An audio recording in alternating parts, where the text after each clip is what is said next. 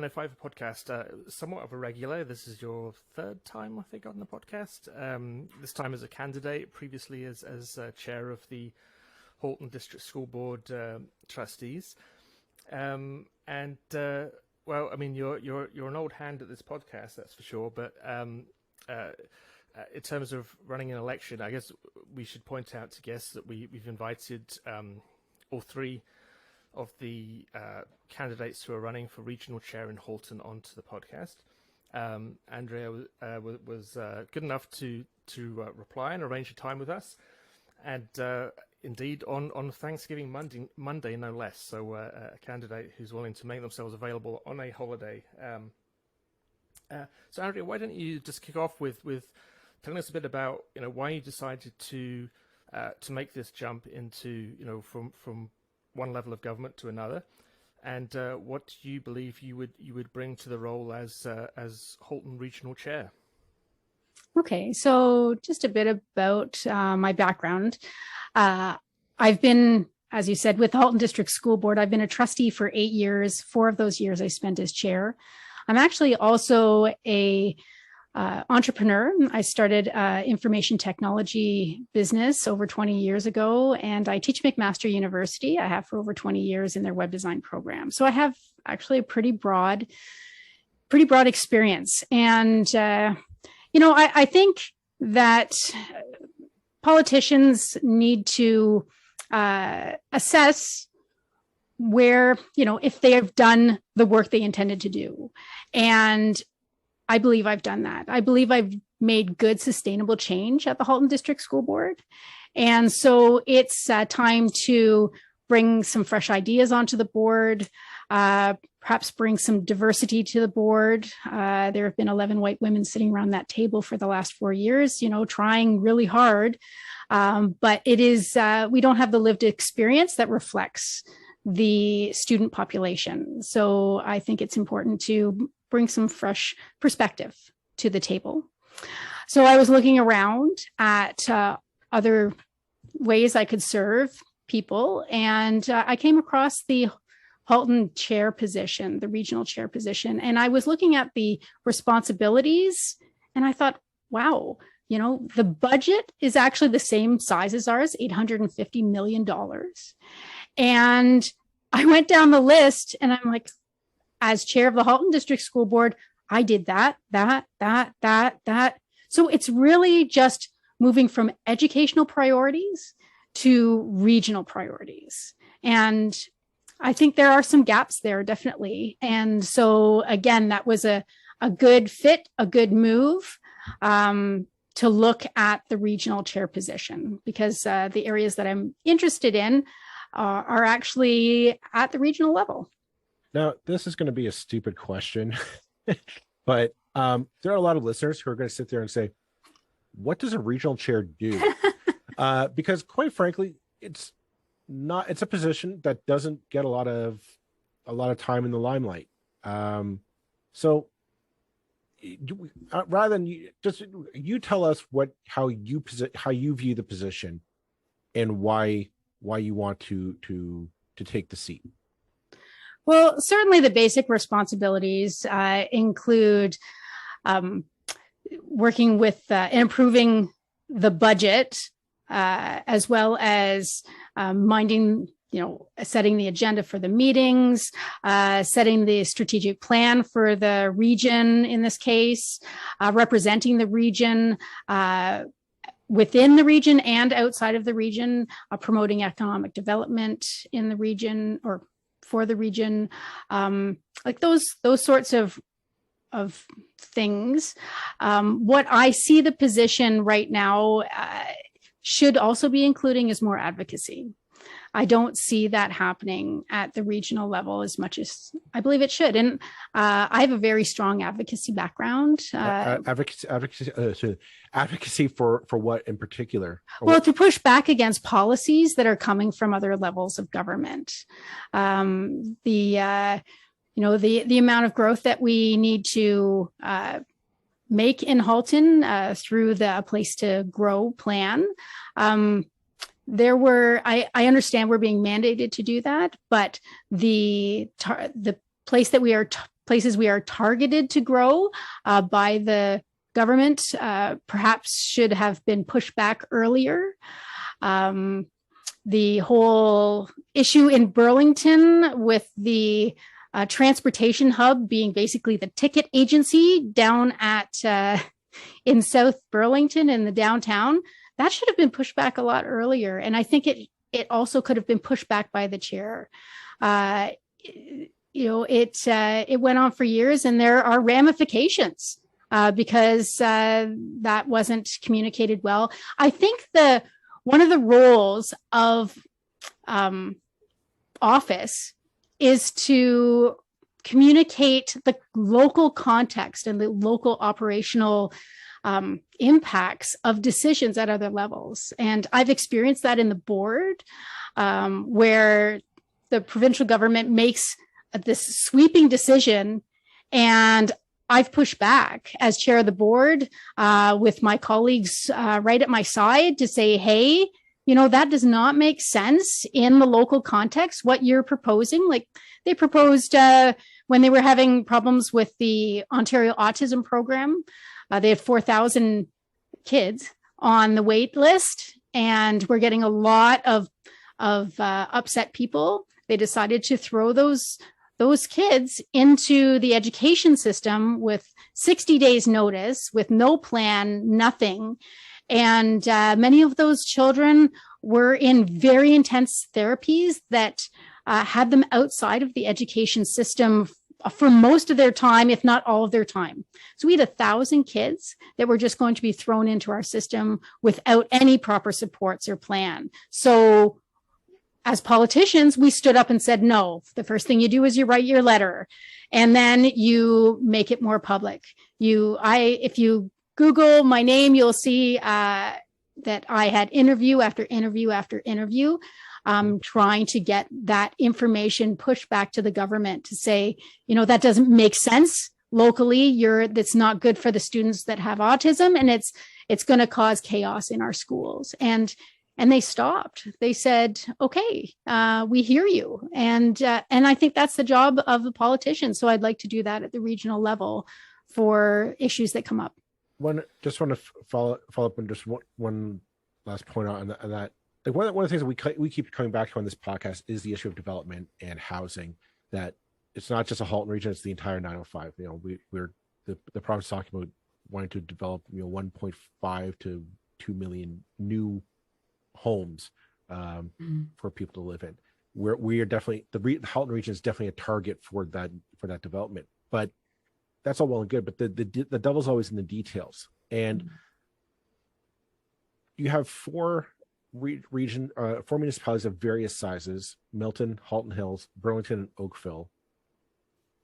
We're not quite sure how those councils are going to be post the election, but this is a very contentious argument. It's a lightning rod for personalities all over the place. And when I'm wondering how are you going to approach kind of building that consensus? Because it sounds to me you leave yourself open to being undermined by potential city councilors, town councilors, mayors, even depending on who gets elected, to be able to push back if you're possibly a lone voice at the table. How are you planning to build that consensus? I'm known to be a good collaborator. I've been listening already while I've been going around and talking to the different. I've been talking to current sitting councillors. I've been talking to current sitting mayors. I've been talking to prospective mayors and councillors. And so I'm feeling the where people are the North is feeling really disenfranchised right now, I have to say. And they're pretty open about it. I think that we need to come up with a better way to have conversations about growth. Basically, they feel that the two larger municipalities at this time are kind of railroading their plan over the northern, because they're smaller on council. And I think we need to find a way to, sit down and really understand each other, understand where, where those feelings are coming from. Because it is all based on relationships. You really have to dig in, and you really have to understand people's perspectives. And if that's not there, then people just hold on with all their might to what they think is happening when it's not the reality. So I think we need to do some, team building, and some really, sitting down and understanding what the needs are in the north and the south, and try to figure out, where that middle ground lies and work with it. And part of that will come out when we're working on our regional strategic plan, because you all have to come together to build that, and it has to be approved at the table. So it's actually an excellent place to kind of work out those issues and to understand those issues from the different perspectives. So, I think one of perhaps the biggest thing that there's been on the kind of regional agenda since we've been doing this podcast has been the vote a few months back, where the region and the regional councillors voted fairly overwhelmingly. I'm not quite sure what the divide on the votes was eventually, against the idea of boundary expansion, and there was a vote against it both in Milton, specifically because they have most of the green space in the region is kind of in their patch. Mm-hmm. And we know that this is something that the province is not necessarily going to be keen on. In fact, they haven't said much about Halton as far as I'm aware so far, but they've been very outspoken when it comes to Hamilton, that Hamilton's similar vote against boundary expansion to sort of increase the land available to developers was met with, well, we're waiting to see what happens, but it seems to me like there's a very good chance that the province will simply overrule that and say, okay, you can vote how you like, but we're going to decide what actually happens. Now, what would you do in that kind of circumstance? It seems to me that there's more and more of a case that the municipalities and the regional municipalities need to kind of work better together, mm-hmm. To kind of use their collective power to put pressure on the province, because if they continue in the traditional thing of that everybody tries to get on with the province because the province has the money to dish out. But if they carry on that way, then the province is always going to win when it comes down to these kind of contentious issues.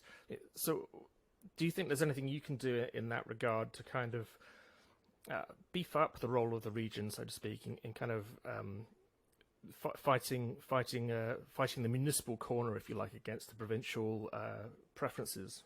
Mm-hmm. So I come at things with I'm a programmer by trade. So I come at things in a very logical way, very reasoned way. I'm not a intimidating person. We've never met in person or anything, but I'm a whole, not even quite 5'2". So I use other means to get my point across, and I've been very successful to do that. In doing that. So as an example, when I used to sit around a conference call with 72 board chairs and the Minister of Education, he used to call me by my first name, and it wasn't because we were buddies. It's because I'm a darn squeaky wheel, and I was very successful at getting him to understand and make change based on the things I was asking and saying and explaining. And I just hope to do that at the regional level too, for the issues that you mentioned. And I guess the $1 million question is can a challenger to an incumbent at the regional level actually get any traction? We have in Gary Carr. I'm not sure that Gary Carr has ever really run a campaign since he was first elected regional chair. He hasn't had strong opponents. This is, and I'm not including you in that statement. This is the first regional chair election where 3 quality candidates, the incumbent, you and Jane McKenna, the former MPP, are running. You know, this is definitely different from previous elections, but I'm getting the impression that Gary Carr is not. He's not exactly running his side of things any different from previously. I mean, last week there were a couple of opportunities for candidates, for the regional chair candidates, to actually debate in public. He didn't attend either, nor did Jane McKenna.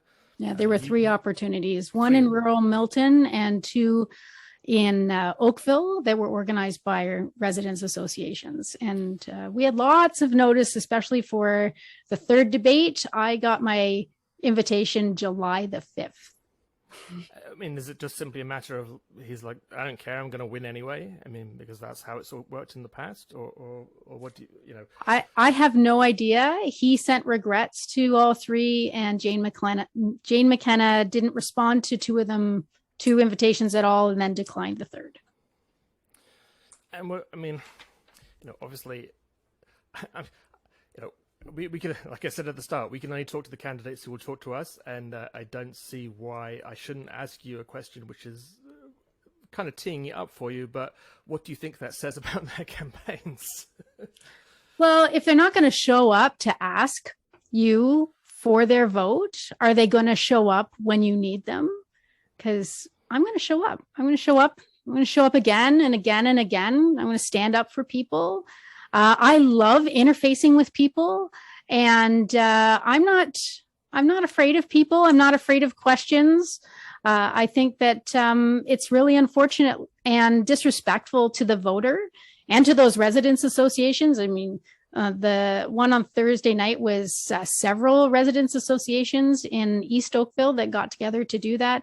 And the one, that was the one on Tuesday. The one on Thursday was the Brawny Village Residents Association, and it is again a long-standing. They do this. The Oakville ones go way back, and I understand that Gary Carr did not show up to the last version in 2018 either, and left the single candidate there. So I don't know this, and I don't know if it goes back even further than that. But to me, it's disrespectful. People need the information. People are starving for information to make an informed choice. And when you don't show up, it's like you're denying them that information. And, people are, Jane McKenna says, hey, I want accountability, but she doesn't show up. How do you be accountable? Let's play devil's advocate here. Roll and I have criticized debates in the past because they're clumsy mechanisms. Usually it's an overcrowded table, and you can only speak about complex issues in a 30-second soundbite. So are debates necessary, do you think, or is this just a passe a thing of the past that served its function, but in this modern age of social media and podcasting, shameless plug, debates aren't necessary. Why should they show up? Well, I think debates allow people to talk about their platform, what they're going to do. And I know I've been very upfront on my website as well about my platform, but my 2 competitors do not have any information about a platform on either of the websites. So there is and I've seen their written material. It also does not have any kind of platform. So how are people to make an informed choice if that's not there? And the debates themselves, it's not just about the debate. It's the before the debate, the after debate. People get access to you to be able to ask questions face to face. That's also really important. I'm all for debates. I was happy that those associations moved forward with allowing me to talk, even when my competitors, my opponents weren't there. At the Milton one, I got to answer every question asked of the candidates. It was the councilors, the mayors, two mayoral candidates, and myself. And then at the one on Tuesday, I got to give a 5-minute talk and then answer questions directly from the audience. And then the one on Thursday, they were questions collected prior to the debate. So I got a 2-minute intro, 3 questions, 2-minute closing, but I got to talk to a lot of people there and they got to talk to me. So it's when you're trying to cover 1,000 square kilometers like you are in what the race that I'm running, those opportunities are golden for people because I'm not going to get to everybody's house. 193,000 households. I can't do it. So this is an opportunity to have groups together to ask questions. So I think they're more important in larger races like mine than even in smaller races, perhaps. So that's a striking number. You said 193,000 households, doors that are eligible. I don't know if they're all eligible, but it's still a huge number. Well, yeah. Well, presumably there's at least one person in each household that is eligible to vote. That is a huge constituency. It is accountable to, and that is down to me. You mentioned bring your policy, and I do want to bring back to one of your policy platforms that really caught rolling in myself's eye. And I want to just explain to our listeners, you've proposed a regional transit system. Yes. What exactly is? Because I'll be honest, I was excited because for the first time in my lifetime, a regional chair is actually proposing to do something instead of just being a regional chair. So tell us about that plan. How would it work? What would it do? Go. Okay. Well, right now we have, just to remind listeners, we have 3 municipal transit systems right now. We have Burlington, Milton, and Oakville, and Halton Hills doesn't have one. And so if I'm living in Burlington and I work in Milton, to take public transit, I actually have to grab a GO bus and go to Winston Churchill, grab another GO bus and go to Milton. So that's insane. No one's going to do that. And so they don't do that. And when I'm walking around talking to people, they're moving into the region from places like Toronto, et cetera, that are a transit first. They have a transit first attitude. They are expecting to get on transit. They get here and they're very disappointed to find out that, yeah, you need a car. You need a car in Halton to get anywhere because it is so car centric. And so it's so frustrating to see people who want transit, who really want transit, to be denied transit. And then when you get up to Halton Hills, they don't have anything. And they would actually, they want to be able to get down to appointments, hospital, and that's not available unless you have a car. Or if a lot of them, Georgetown's pretty close to Peel region, and often they get jobs there. Well, you have to drive.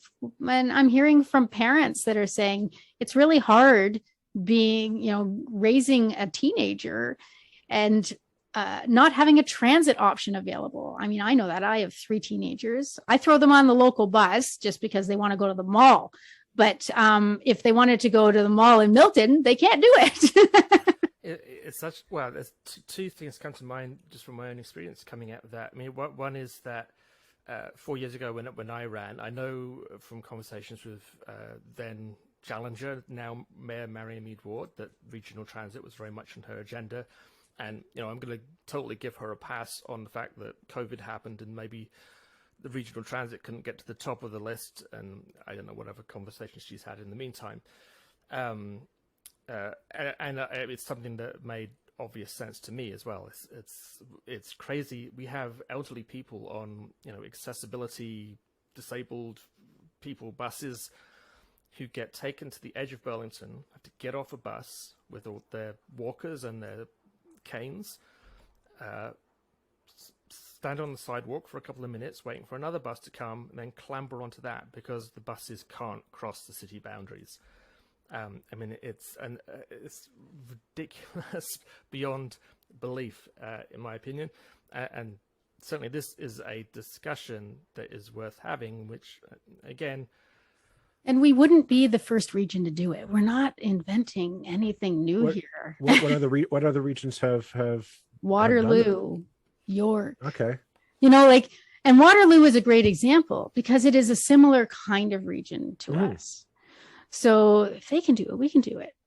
And let's see how they actually fund it, because that's always the big scream, right? Well, let's see what they did. I'm not for change for the sake of change, but boy, let's look at some of these strategic items and see if it'll work. I'll be honest, there are economies of scale. There must be economies of scale that we have 3 municipalities, all with their own transit system, their own transit bureaucracy, their own. It seems like a very, if we're going to talk about traditionally conservative principles, a very conservative approach to merge and simplify. Yeah, let's efficient, effective, attractive. That's what it needs to be. So I want to clarify what this would mean. Are you talking about a transit system between the 4 municipalities in Halton? Are you talking about taking over the transit in Milton, Burlington, Oakville? And instead of like a Burlington and Oakville transit or Milton transit, it would just be like Halton transit. And that you would expect the Halton region to develop new routes, be the source of payment to bus drivers, sign the contracts, make the purchases. Are we talking like an actual regional transportation system, or just a rapid bus system, just a shuttle bus to get us from one city to another? I think our listeners want to clarify what exactly this would mean. I think it needs a revamp. Really take it to the regional level, have it fully coordinated by the region, not just a bus from Milton to Burlington, a bus from Milton to the Halton Hills. I think that it really needs, let's take Dundas as, right across. Let's Bronte Road, right up Trafalgar, whatever it takes, and make those, we have to grow up as a region. And I think that's one of the things that will help us get there, to realize, people don't live and work and play in Burlington, or Oakville or Milton. People need to get around further. And this would also include, of course, talking to our adjacent regions so that there is seamless transit there as well. Guelph, Peel, Hamilton, let's make this work. We don't need to all come down to basically the GO to be able to move and then come up again. Let's move across the system. I would love to see the province do this on a very large scale, but I don't see that happening. So let's do it in the regional level. Okay. On that note, because this is something I know a little bit about, you're going to bump heads with the province. I know for a fact, like the laws, they're heavily entrenched, because we're talking about getting onto bus routes between municipalities. And I know that that's a very regulated industry. You're going to go up against, in some cases, some coach services. But as I said, they've done it in Waterloo. They've done it in other places. How did they do it? Let's figure it out. So let's move to another subject that there's obviously, at every level of government right now is a constant refrain, but which actually, to a considerable extent, falls to the regional government to handle, and that is, affordable housing and subsidized housing. Subsidized housing is a regional responsibility, not a municipal one, not a lower level municipality one. And I got some things to say about our subsidized housing. Okay, so Definitely. go ahead. What are your thoughts? Okay, well, no, I mean, part of it is, as I've been walking around, I've met people living in our subsidized housing, and And they were single moms, and they came to me and said, "Oh, you're a candidate. Maybe you can help us." Well, that sends signals to me right then and there. There is a communication issue happening at Region. But they were dealing with bed bugs. They were dealing with mold. They were dealing with rats. This is our money. We're subsidizing these women to stay with their kids in this housing. It's supposed to only be temporary to help people through, crisis situations, not supposed to be, forever. So we need to make sure that the conditions are actually not a hindrance to them being able to get back to independent living. And right now, what I heard from these women, they're afraid that their children are going to be taken away from them. And they're dealing with a landlord that we're paying, but the landlord is threatening to evict them if they complain. Well, we need some basic standards there. And we also need the people that are using our social housing to have a good communication channel so that there's not this, threatening overhang. They should be able to live without that worry. Nobody should have to worry about, rats and mold and bed bugs. Should we be looking, instead of it, you kind of touched upon, I think, part of what the problem is in your answer is that it's been viewed as a temporary solution. Mm-hmm. And I think something that Roland and I have talked about this, since day one, I think, on this podcast is, and everybody else is coming to this realization, we are not building housing fast enough to meet up with demand. It's one of the reasons why housing prices are constantly skyrocketing, same as rent is skyrocketing for many people, regardless of your social economic status across the 905. Rather than this be socialized housing being a stepping stone into better things, should we be looking at making it just permanent housing? If you are, whether whatever economic model that might look, but make Halton, the region of Halton, a landlord, for lack of a better phrase, in all 4 municipalities of Halton region. Should we just be making this into a permanent, like, if you're in, you can live there until the day you die or the day you move out, whichever comes first? Well, I think we need to take a good look at places where there's been some success doing that. And as I said, let's not reinvent the wheel. It's happening well somewhere. Let's find that and bring it here. I mean, also, I'm going to repeat a phrase that I've said multiple times, and that is that the market doesn't build affordable housing. The market builds slums. And if you want quality, affordable housing, and I'm distinguishing here affordable as in however you define affordable, but approximately housing that's affordable by the average person, not necessarily a wealthy person, and subsidized housing, which is people who need some help to get their rent paid. So it's 2 distinct sectors, albeit somewhat related. Just to sort of to add another level to what Joel was saying. I mean, do you think that there's scope for either the region or the lower level municipalities or both to really kind of look at the possibility of investing in housing, serious amounts of housing itself? You pay to get the stuff built. You make sure that it's of a reasonable quality or of a good quality. This isn't transitional housing. This is housing the region or the city as the landlord. What do you think? I think we need to look at it. Let's look at it. Let's see what we, what our tolerance is for being able to afford that, as well as afford other things that people want.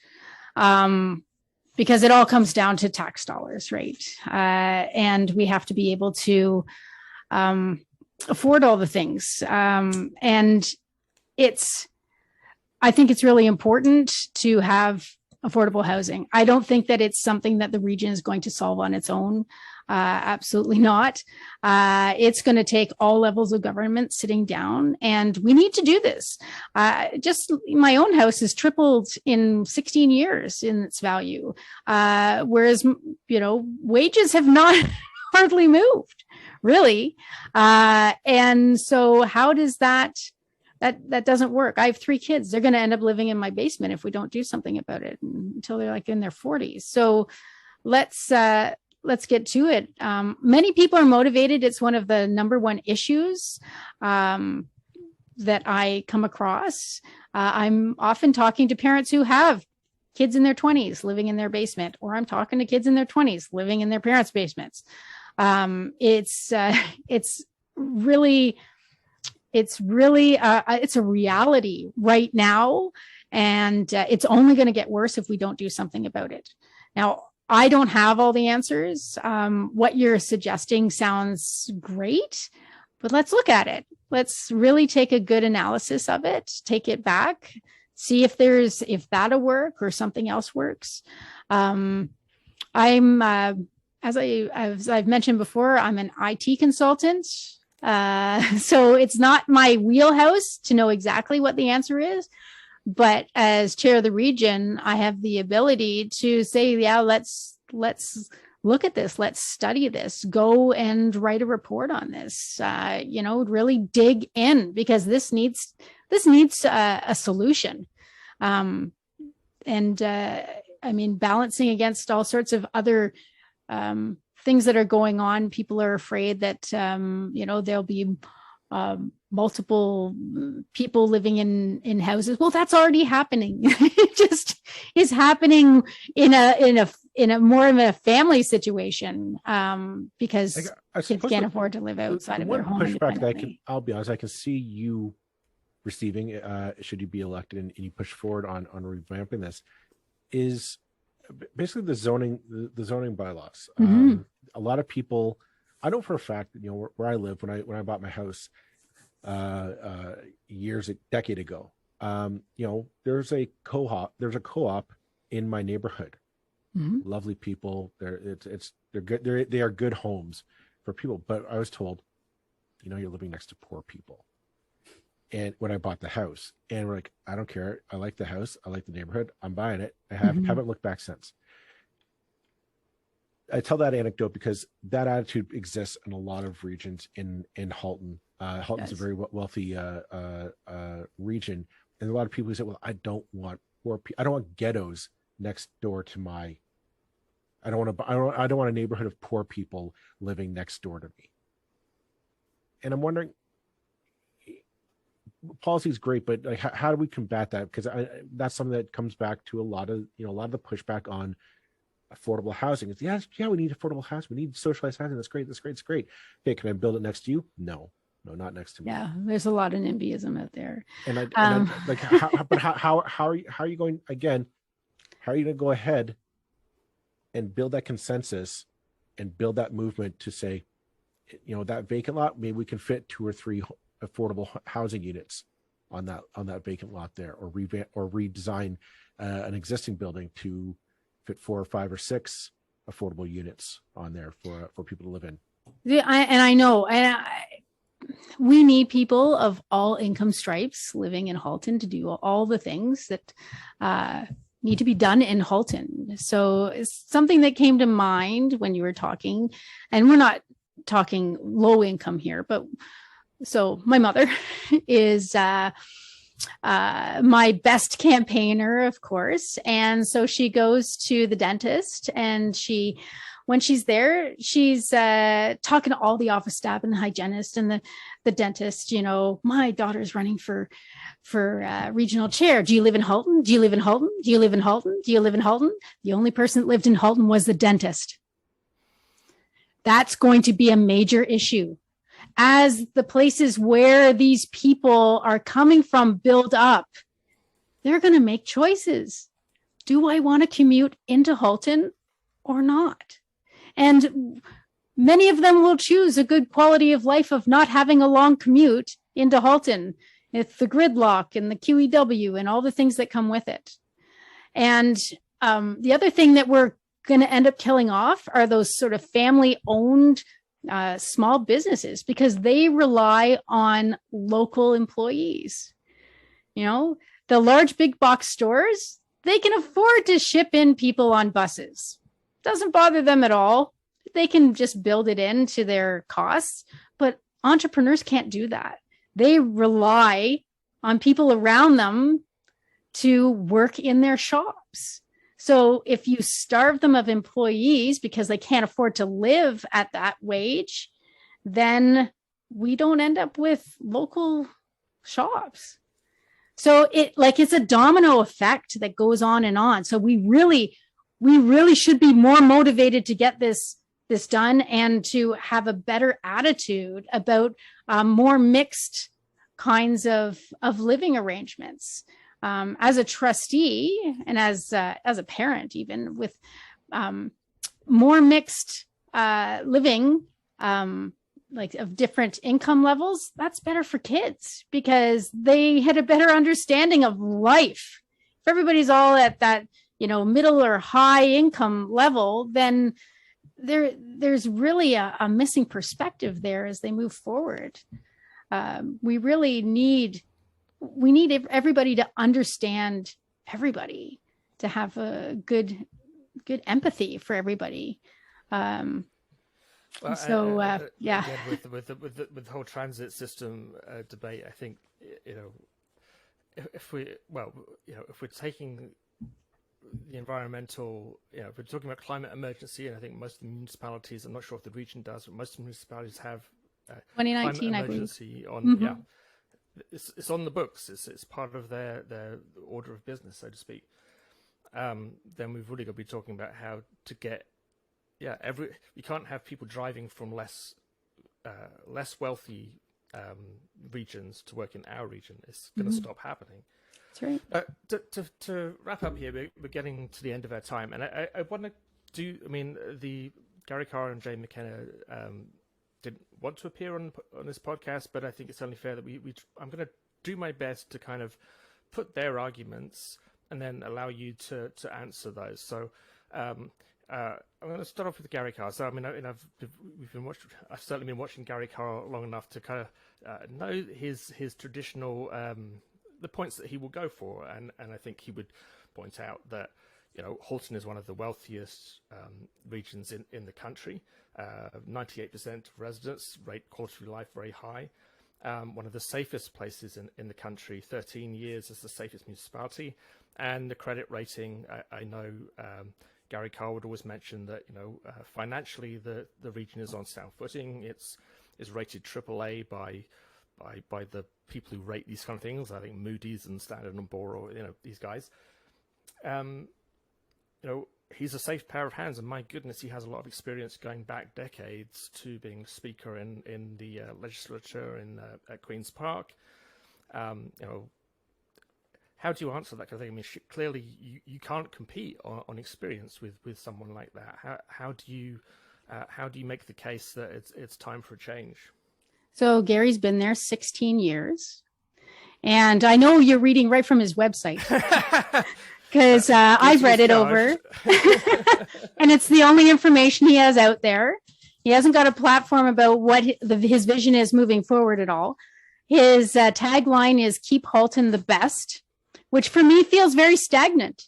It's like, we're the best. Well, are we the best? Are we the best? What are we the best at? And how do you propose to keep that happening? You're just saying, keep Halton the best. So we can't just stop and let the whole world go past us. So that's what it feels like with Gary's statement and Gary's website. It's not innovative. His vision is, well, and also when you're talking about the problems that I mentioned about social housing, there are cracks, there are gaps. We're not catching everything we need to. So how can we claim that we're the best and to keep it the best? When you're staying below inflation, that means you're actually probably starving the system in some places. It's Like, I think that things need to be resourced properly, and we need to look at to see that is, that we are doing that. So I'm gonna read from Jane McKenna's website now, and the reasons that she gives why we should vote for her. There's a silence because there is nothing on her website saying why we should vote for her. It says that she was an experienced leader and she was MPP for Burlington, and that's all quite correct. And she gives some more detail. I mean, I'm trying to be completely fair here, and I started off slightly sarcastic, and I do want to give her a fair reading, so to speak. But I have to say there is nothing other than her experience as an MPP on the website that says why she should be a candidate. If the McKenna campaign wants to contact me and say there's all these things that I'm missing out, I would love to hear from them, and I would love to hear what it is, but I can only go on what I've got here, and that's what I'm reading. But I suspect that Jane McKenna would say, if she was on here now, that she does have all that experience at Queen's Park, and the other thing is that she has that you wouldn't have is a working relationship perhaps with the provincial government, because she was a member of the provincial government. You threw your hat into the ring to run for the Liberals at the last election. Mm-hmm.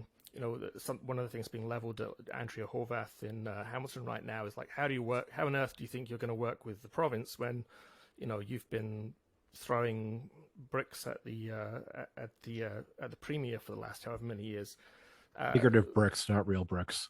Figurative bricks. yes, metaphorical bricks. I think that's the best I can come forward with as her kind of argument. It's like, well, look, I'm someone who they will look upon with kindness. So vote for me. So, I mean, what would your answer to that be? Aren't you a little afraid that having a really recent MPP in the provincial government sitting at the regional chair position is risky, that you won't be heard, that the message will actually be coming down from the province as opposed to pushing back on the province? I've worked with Jane McKenna before. She actually, if you look on my website, she actually said, I think I'm an incredible woman, and mentioned me on International Women's Day, along with a lot of other women that are strong women working in Burlington. So I've worked with her before. Right now, I have people of all, and I really mean all political stripes, working to help get me elected. I work well in a very big sandbox. The point is always to reach the goal, help people, not help only these people or only those people, but to help everybody move forward. So, I'm not worried about that. As I've mentioned before, I've gotten things done with the provincial government when I was chair, and it's because when you're looking for, this is not about me. This position is not about me.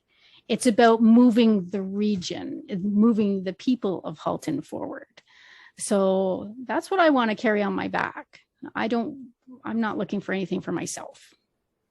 You know what? I think we'll leave it at that for now, because we're coming up on our time limit. So thank you very much, Andrea, for taking the time from your campaign, and especially on Thanksgiving Day to talk with us. We very much appreciate it, and all the best and good luck to you on your campaign. I really appreciate you asking me out.